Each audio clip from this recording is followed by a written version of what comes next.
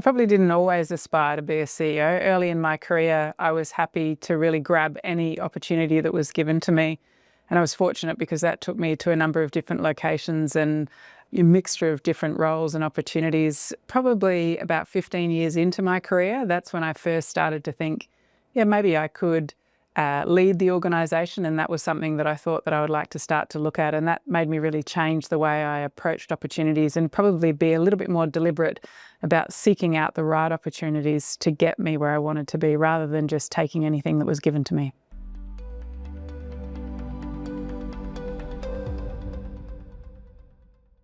My pathway was probably a very traditional one.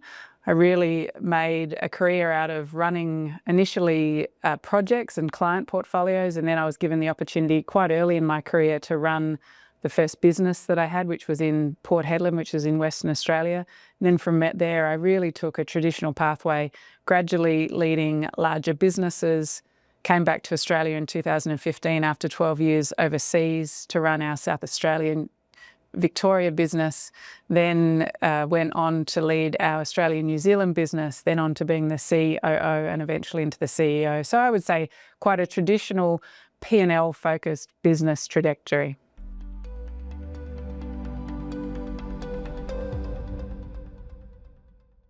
Yeah, there's been numerous people that have supported me in my progression. I had some mentors both inside and outside of the organisation early in my career. And then later in my senior career, people like Tony Barry, who was a previous owner at Oricon and went on to be the president of FIDIC globally. Guillaume Swiegers, when he came to the organisation, was fundamental for me. He taught me that leadership in and of itself was a skill that you had to continually work on. Then obviously Bill Cox, he brought me back to Australia in 2015. And then I've sort of gone on his coattails, and he really wanted me to be a successor from him from those early days, and he supported me a lot. Outside of the organisation, people like my uncle, who was a senior executive in the gold mining industry here in Australia. Then also people like Romilly Maju, who's now the CEO of Engineers Australia. I've known her for a while and she's supported me. Then I've also been a member of Chief Executive Women for a number of years, and I've had a number of mentors through that organisation as well.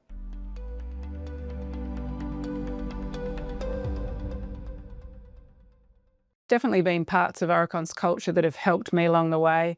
I was very young when I was thrown really in the deep end for my first leadership experience, which was to move to Port Hedland in Western Australia to open an office there for us and look after BHP as a client portfolio. I'm not sure that I had enough experience to be thrown in that deep end, but the organisation was willing to do that, to give me a shot. They saw my potential. They put the safety nets around me and the mentoring in place to make sure that I succeeded. Obviously, I've moved around a lot through my career at Oricon. I've been all over Australia and then all over the world working for Oricon. And so the mobility policy and the willingness for an organisation like Oricon to support me in all of those moves has also played a key part.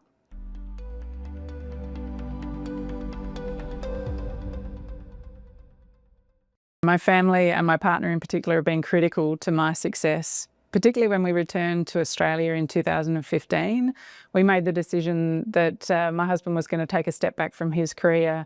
He decided to get a 9-to-5 job that was nearby where we're living, and therefore that he could be the primary carer and always be the person that was there for school pickups and drop-offs and be the constant in my son's life. And that's enabled us as a family to really achieve the good things that we have and enjoy the outcomes from it. So I would say particularly critical. In terms of social infrastructure, the other thing that Oricon does really well is it does encourage its people to have passions outside of work and to make the most of those. And I think for senior executives in particular, this is really important. Somewhere where you can let go of your stress or where you can continue to look after your health and well-being other than working for Oricon. And for me, a big part of that is playing cricket, and I captain my local cricket team, and this is something I love to be able to do and to be able to continue to challenge myself with leadership skills in a completely different context.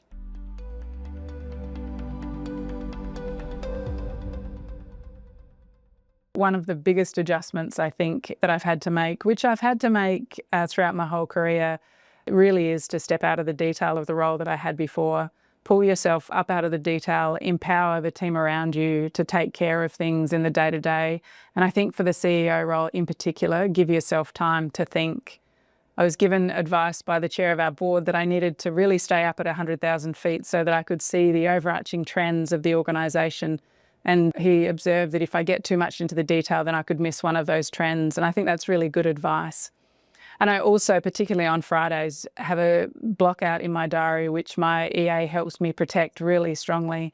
And during that time, I really just sit there and reflect on what's going on, read, take in what's going around in other organisations and in the broader industry, and have chance to challenge myself in the decisions that I've made or the decisions that we're due to make.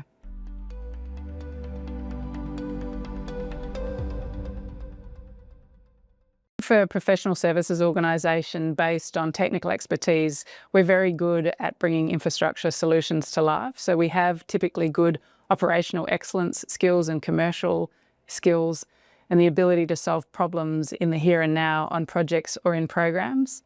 I think when you get to the C-suite in an organisation like ours, though, the types of capabilities and skills that you really need for a CEO succession plan are around strategic thinking, the ability to deal with complexity, the ability to look into the future and ask yourself, where might an organisation like ours fit, and what are the choices and changes that you have to make today to start to pivot the organisation in that direction.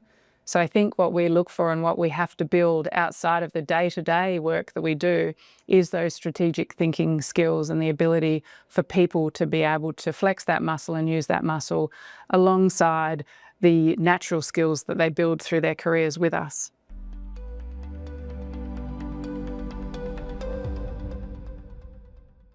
First and foremost is to be clear on the type of CEO and the leadership skills that you need for the organisation at any given point in time. I do believe that it depends on what the organisation is looking to do. That'll be the first factor in choosing your next CEO. The next thing is to move past just purely looking at past experience as an indicator of future success. So trying to find ways to really measure the future potential of your leadership cohort. I always like to use the analogy of climbing Everest. If you looked at whoever had got to base camp as being an indicator of the people that could go on and summit, you'd probably be wrong more often than you were right. You really have to be able to look at who actually has the true potential to go further than just the base camp and get all the way to the top. And that can often make you look at your skill set and your talent pipeline very differently.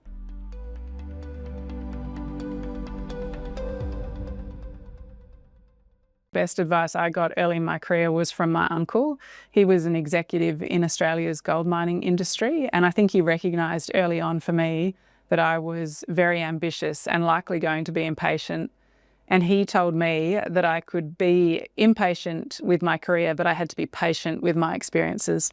And what he meant by that was that every time I got a new opportunity, that I needed to stay in it and learn as much as I possibly could and take the time to build the skills and build up the expertise that that opportunity gave me, because that was ultimately going to be the way that over my whole career that I could take those steps forward and keep moving up into my eventual aspiration of what eventually turned out to be becoming a CEO. I think that was great advice because it made me almost slow down through my early career and enjoy those experiences and build those skill sets that have stood me in good cause through the latter part of my career in particular.